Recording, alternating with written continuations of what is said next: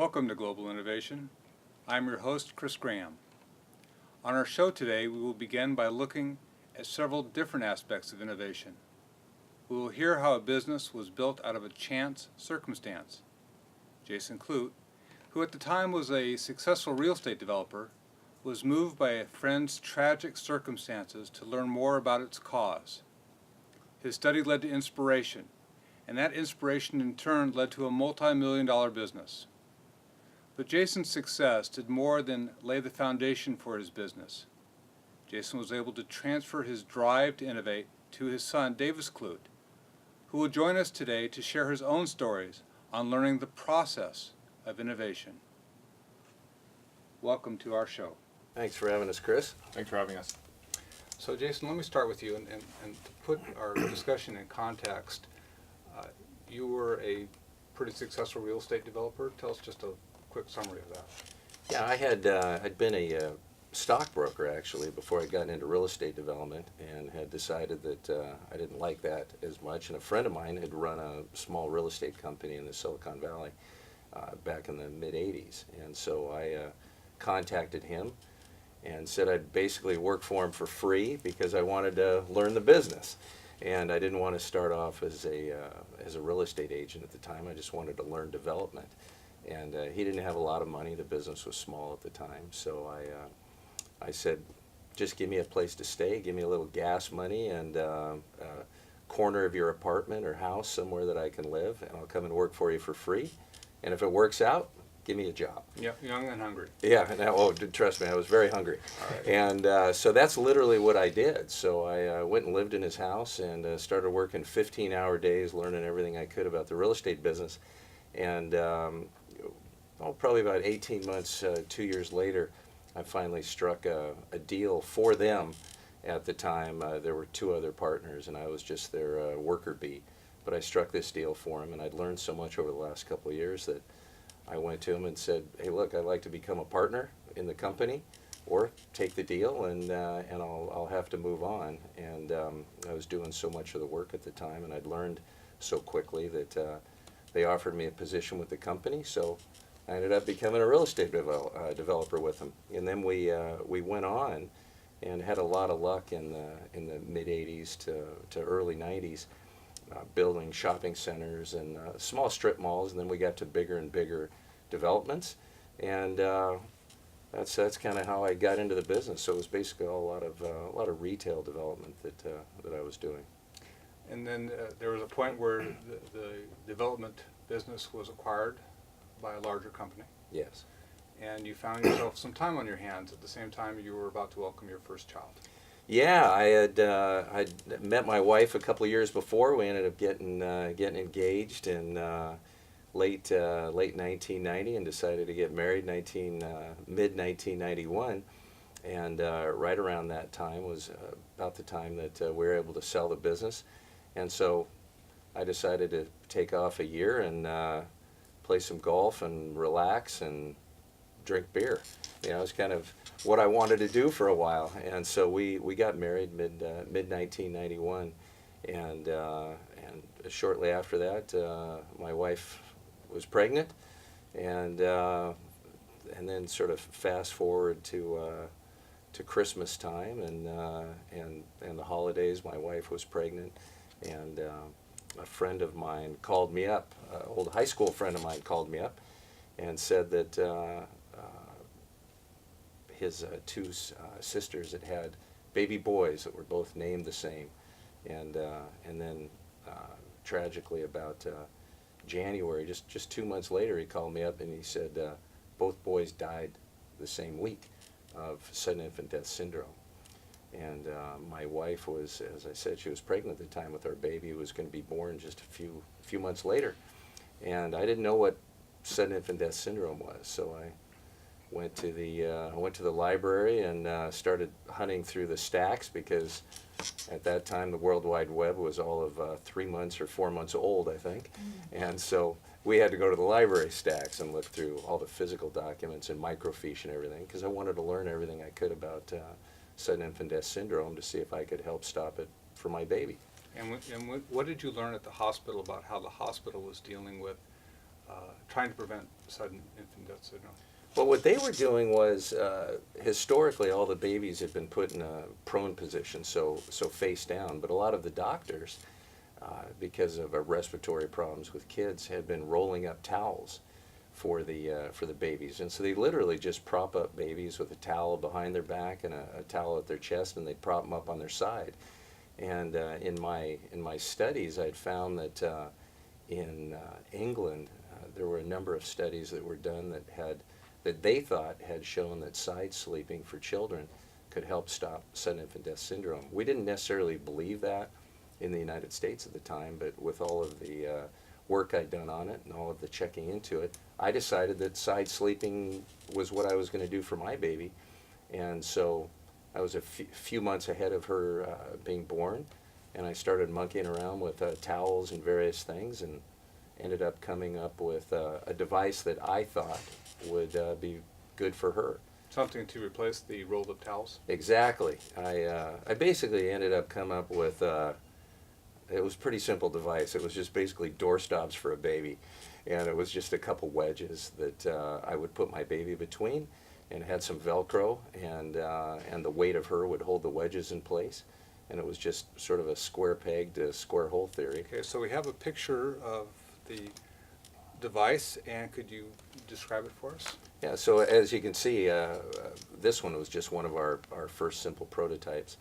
And Two triangles. yeah, it's just two triangles, and all that is foam wrapped in a terry cloth. And so what you would do is simply put the baby down inside between the wedges, and it would just hold the baby in place. That's all. It was literally Okay, that and simple. we can see that in our second slide here. Yeah, exactly. That's one of our first photos that we took of the product, and we went on to sell a lot of them. And a catchy name. Yeah, Prop-A-By Baby, actually, strangely, one of my attorneys from my real estate days, who was a good friend of mine, came to me and said, "You've got to come up with a good name for that." And she said, "What do you think about Prop-A-By Baby?" And I said, "That's as good as anything else." So it became Prop-A-By Baby. So when you first came up with the idea for building a device for Deirdre, your first daughter, did you have any idea that you would develop this into a company? No, actually, I didn't want to build it into a company. I did want to come up with a product just for her, because I thought this could help save her life. And strangely, she was born April of '92, and I had this product all ready for her, and I started using it everywhere. Anywhere I took her, I would have this product with me. And I had a bunch of people stop me, whether it was in restaurants or whether it was at the park. Anywhere I had her, people were seeing it and saying, "What is that?" And I said, "Oh, it's this little device I use for my baby to keep her on her side, so, to help her, not have sudden infant death syndrome." And everybody asked me about it, and people said, "Hey, could you make that for me?" And so I literally started making these things. I bought a carving knife down at CVS Drugs and a big block of foam, and my wife helped me sew these things, and we started making them and giving away to people just for fun.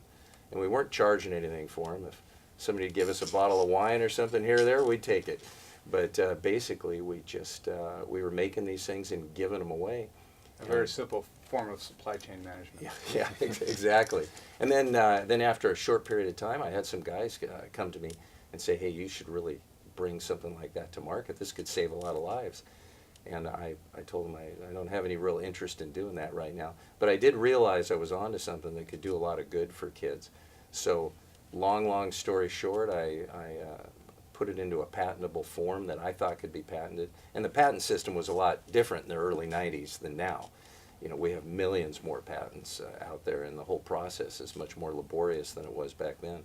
But I achieved a patent in less than 6 months. And you started selling to small shops? Yeah, initially I hadn't actually decided to sell. So what I did was I went to where all the small shopkeepers and various people would be at the trade shows. So I flew to Texas and went to one of the big trade shows, and I took my product and started showing it to all the major companies. And I said, look, this is a product that I think could save lives, and you guys could sell a lot. That Toys R Us at the time was the big one. Walmart also, of course.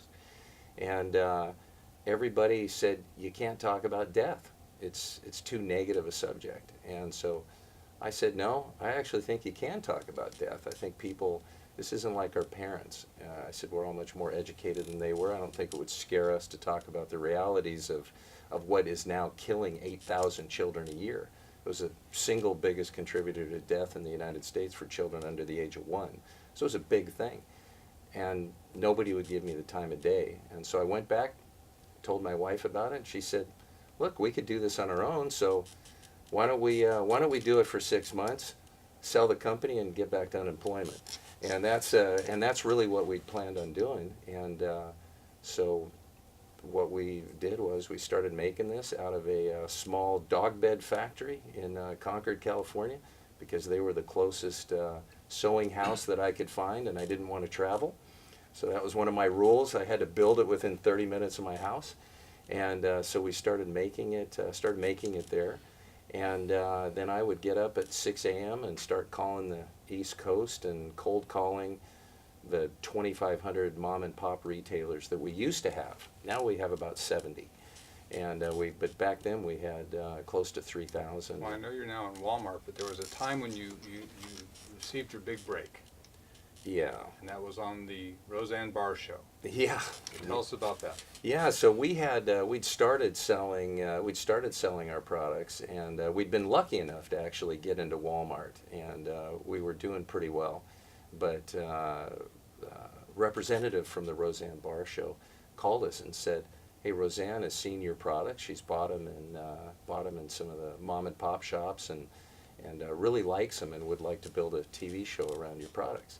And especially this one that we just came out with, which was a wipe warmer.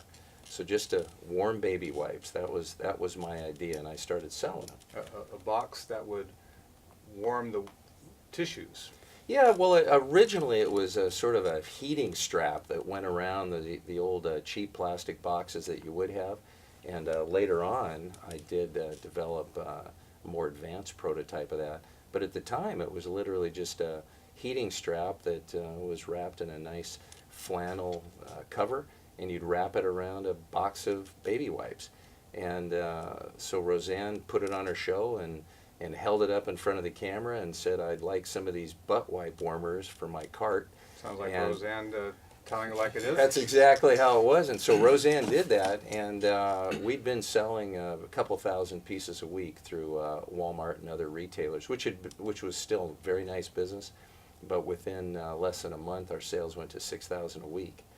And it was simply because she had one of the biggest shows going, and she had a great following. So I was always indebted to Roseanne for really giving me a big break. Well, you had to change your supply chain management at some point. So what was the process of building your supply chain? Well, it again wasn't very sophisticated at the time. We'd been working out of this literally dog bed factory, and we were making great product, but it got to be overwhelming, and it also got to be more expensive because there were still lots of rules and regulations that we had to follow, and it was very difficult. So I went to just various trade shows that I could to meet any kind of people that I could from Asia, because I figured I had to go over to China. And so I went over to the Kinten show in Germany to meet people, because they had lots of supply people over there. And then I literally went to the Canton and Hong Kong trade shows to meet people. And I finally stumbled across some people that could help me manufacture my product. And I was lucky enough to stumble across some great people that I'm still working with to this day. And they were very small. We became good friends. We worked together, and they started making all my products. But we went through a lot of different problems. Now, when you say all your products, I know that the business is not just Propabuy and then the wipe warmer. In fact, through your efforts, you have developed a lot of different products over the years, correct? Yes. One of the original products after the wipe warmer and after the Propabuy Baby was a product that I came up with after looking at, of all TV shows, the Johnny Carson show. because Johnny at Christmas time would come up with really innovative products, and one of his shows he had a teddy bear. So this wasn't something that I necessarily innovated, but or invented really, but it was something that I saw and was inspired by, because I saw this teddy bear that somebody had somehow built a recording into to help babies sleep. And so I looked at it and said, I think it would be great if you could put womb sounds, or the mommy's heartbeat sounds, onto an audio recording, stick it inside the bear, and then put it in a crib with the child to help keep him asleep, to put him to sleep. So that's exactly what I did, and ended up coming out with a prototype, and turned out to be a fantastic product, and really one of our best ones all time. A lot of legwork went into that. You tracked down a tape of a intrauterine Yeah. recording from Dr. Murakami? Yeah, his name was Jaime Maruka, who Maruka. was a Japanese doctor, and in the 1960s he came out with these recordings of the womb. It was a big hit, and and I found these. So they were real recordings, and so we contacted at the time. I tracked it down because I knew we couldn't just take the sounds off of at that time a record album. And so we contacted Capitol Records down in Los Angeles, and I said, hey, I know this sounds strange, but I'd like to buy 1.5 seconds of your recording of womb sounds. And the guys literally at the time just didn't know what to say, because they didn't even know how to sell something like that. And so long story short, they just got frustrated with me and said, why don't you just go ahead and use it? And so that's exactly what we did. So we took 1.5 seconds, we masked it onto a repeatable sound chip at the time, stuck it in the bear, and started selling tons of them. And Mommy bear. Mommy bear, yeah. At the time, we after about 1.5 years, we were selling about 400,000 of those units a year. So it was a nice business. So of all the dozens of products that you have come up with yourself, looked at other products and made better versions of them and the like, what would you say is your favorite product? Well, I have a lot of favorite products. I did really like those first products, but probably one of the favorite products I had that I actually never came out with was nothing to do with the baby products business, because I still would always try to invent other things for other categories of products. And one of the things that I came up with a long time ago, which I'd still like to do, was an electric floating chair for the pool. And that was because we used to take our kids to Hawaii a lot. And if you've ever been to Hawaii, a lot of these big hotels have massive pools. And it's fun to sit in the inner tubes and float out in the pool and have a drink, or just drink a Coke, do whatever, hang with the kids. But the problem is you end up sort of floating out into the middle of these massive pools and sort of jumping out of your inner tube and having to get wet again if you didn't want to. You're having to paddle on the side, which is a hassle. And so I thought, what could be a better thing than to have an electric... It's a rough life, I understand. Yeah, well, that's what I wanted to do. What has been your most difficult product? Oh, that's a pretty easy one. That's one that we came up with a few years ago. We're always looking at things in the market that can try to help children, save lives. We like to find things that are perhaps accidents that are continuing to happen, and how we can help stop those. And we determined that as popular as the current baby crib market is, that the current baby cribs are dangerous for children, because they've been unchanged since, they've really been unchanged for probably over 100 years. And back in the early 70s, they at least decided to put some dimensions on what this crib width of their slats could be. But we just decided that too many kids were being hurt in cribs yearly because they were getting arms and legs caught and broken in the slats. So we decided to come up with a crib with no slats. So if you can think of a regular crib that sort of looks like a cage for your child, remove all the slats and put in a mesh netting. And so sounds really simple. And so I thought, hey, we can pull this off. We put together a lot of great renderings, and it really had an awesome, beautiful product on paper. On the computer design files, it looked great. But then when we tried to start putting it and really innovate the product and come out with physical samples, it was a lot tougher than we thought. And we worked for over 2 years on it. And the biggest problem that we had was coming up with a structural netting that was strong, rigid, that you could see through, breathe through. It simply doesn't exist. So we were able to build prototypes, but we weren't able to actually replicate it. And the problem with that at the time was that we brought the product actually to Toys R Us, and we brought the product to Walmart. And what was really exciting for us was that Walmart said, this is the most innovative design we've ever heard about. They loved all our prototype designs. They loved everything. And they said, we'll put you in every store in America if you can pull this off, and if you'll also do an exclusive with us for upwards of a year. And so we thought, hey, this is great. We'll go do it. And so for 2 years, we tried it, and we couldn't pull it off. It was just impossible. So it sounds like the consistent theme of your efforts to innovate is putting in a lot of hard work after you have that initial flash of inspiration, a lot of hard work that would turn other people off. How do you keep the drive alive to find new products, think of new things to do, when you know that after you have that initial idea, you're going to have a lot of legwork you have to put in? I'd like to say that there's a real pattern to it, but there isn't. Besides the hard work, which there's a lot of, is getting out and putting yourself in different situations, looking at stores, looking at looking at any kind of store. You could be walking through a hardware store and just look at products and just think, and just let things literally just flow through your mind. And you can look for problems. You can look for problems in the industry and say, okay, I'm going to go try to fix that.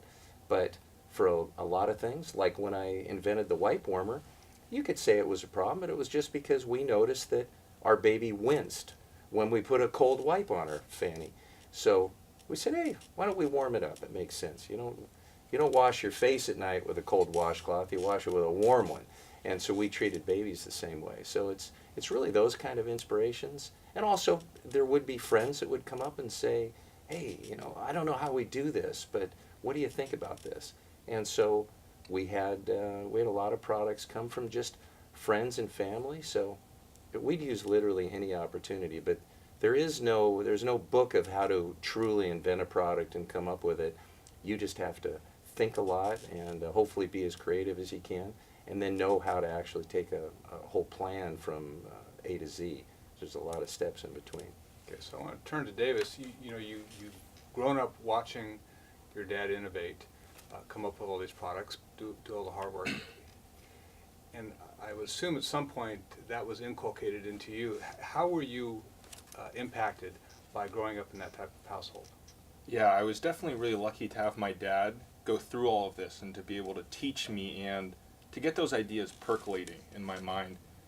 A great story that one of his friends always tells is that when I was 6 or 7, my dad would tell me, he'd say, hey, Davis, go up to Mr. Del Santo and ask him how business is. And I was 6 or 7, I'd saunter up to him and say, Mr. Del Santo, how's business going? And I had no idea what I was asking at the time, obviously, and even if he gave me an answer, I wouldn't know what he was saying. And he loved that. Mr. Del Santo loved that, and he would tell me 15 years later how much he loved that I would come up to him asking about his business, asking about products. So I think stuff like that, even though I didn't understand it at the time, it just got things percolating in my mind. That I started to think about business. I started to think about invention, how to build a business, coming up with business models. So really I'd credit him with just planting the seed in my mind. That I went in a lot of different directions, I came up with my own thoughts, but really he planted that seed in my mind and got me exposed to it early. Okay, so you're currently a senior at Stanford. I want to look all the way back to your junior year when you came up with an idea and developed it into a company. So why don't you walk through your own inspiration? Yeah, so it was junior year and actually end of sophomore year that I came up with an idea. that a lot of student groups on campus use disposable cups for parties, for events, whatever it is. And my idea was to give them free cups and to sell advertising space on those cups to companies, because obviously college kids are a key demographic for advertisers. So then the business model is that you make money off of the delta between the cost of the cups and how much the advertisers are willing to pay for it. So I did that end of sophomore year, started it by myself, and then brought in a co-founder, a good friend of mine, and we started that. We signed up, I think, 300 groups at 70 different colleges. So tons of different student groups, because it's an easy sell, obviously. There's no strings attached. I'm just giving them free cups. So they're saving tons of money. So we started that end of sophomore year. We actually sent cups to University of Washington, an app in Silicon Valley, social media related app, paid us to send a couple thousand cups up to University of Washington to help them release their product, help them promote it. So that went well. That was end of sophomore year. Then over the summer, we thought, okay, let's get a bigger deal done. Let's have a larger rollout come junior year, fall, start of the year. So we worked a lot on it over the summer. It was a great experience. Towards the end, we were looking at doing a joint venture with a larger company. They were really excited. We were really excited. But a couple months into it, into trying to get the deal done, I realized, and I think my co-founder realized, that we had no experience. We had no experience coming up with a legal contract, with negotiating anything. So we were really wet behind the ears, really green in that way, which I think was good. To realize that I didn't know everything, to go completely by the seat of my pants, to have no experience, it was a great experience for me. But it didn't stop you, because you moved on to your next company, and I want you to tell us about Snappy. Yeah. So Snappy Baby is a company I started. It's a cloth diaper fastener. And obviously, you know, disposable diapers, that's the large majority of the market. But a lot of moms use cloth diapers because they're more environmentally friendly, they're cheaper, there's a few reasons. So I started that company start of junior year. Started that company, and it was an existing product. It was already in the market, and it's a good product. I really liked it. And it's a long story how it came up, how I even found out about it. It was a good product, but the problem was their packaging, their website, their whole e-commerce strategy was very dated. The packaging especially looked like it was from the 80s, which incidentally it was. I didn't really like it. So I talked to them, I said, hey, you guys have a great product, but you're not showcasing it well. That's the problem. You really could make this a more modern, sleek, sophisticated design. They said, okay, well, maybe there's something to be done between us. So I got a deal done with them, and I sell their product in North America and other parts around the world. And on day one, as we were talking about, day one, I redid the packaging, redid the website, and made e-commerce more of a strategy for them and more of a focal point. So in a lot of that stuff, I would credit to being in Silicon Valley, is that I and my friends are always talking about product design, always talking about website design. So that background, and also with my dad thinking and always talking about business, it really allowed me to see an opportunity and say, okay, the building blocks are there, but you need to cross the finish line. You need to really package it well. You seem to have gravitated more towards e-commerce. Can you tell us your thoughts on brick and mortar versus e-commerce, and why you would choose one versus the other? Great question. With brick and mortar, for example, he deals with Walmart, Toys R Us. To get a product into Walmart, it takes a year and a half of planning, essentially, of just negotiating with them to get it in. Then it takes another 6 months to actually get it into the stores. So you're 2 months from the time of inception, so to speak. And it's just a longer sales cycle, that it'll take literally 2 years to get your product into these stores, whereas e-commerce, it took me a couple months to start selling. So you get to market a lot faster. And you can also see which way the winds are blowing. Jason and Davis, two generations of innovators. They illustrate the idea that hard work is the engine that drives innovation from conception to reduction. That has been our show. This is Global Innovation, and I'm your host, Chris Graham. Thank you.